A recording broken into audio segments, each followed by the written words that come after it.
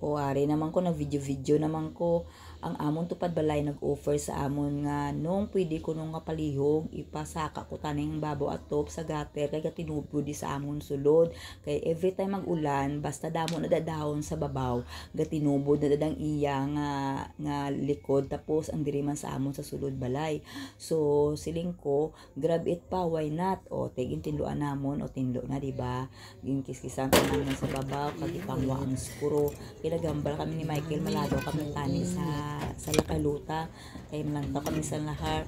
So instead of go sa Lakaluta, diri na lang pa kay kung mag-ulan ga lahar man di sa aton balay, o di ba? Ay nako lamang. Ote gitama na mo ang screw, tapos ginplaster namon ang screen para maghipid lang tawon. Mano-mano lang niya amon ug binagal siya biskring kabi kainit sa babaw. Kainit galom pero batigal gid ati syempre ara sa babaw ato mo. O hipid ba no, di ba? Lantawa pwede na kami kapang part-time. Ara. See?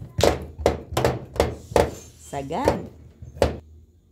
O, tawa ba lang kamot ko? Kamot sang manggarano na. O, pwede na matapakan. Wala na sang dahon nga makasulod sinada kay kahipid na kag may screen pa.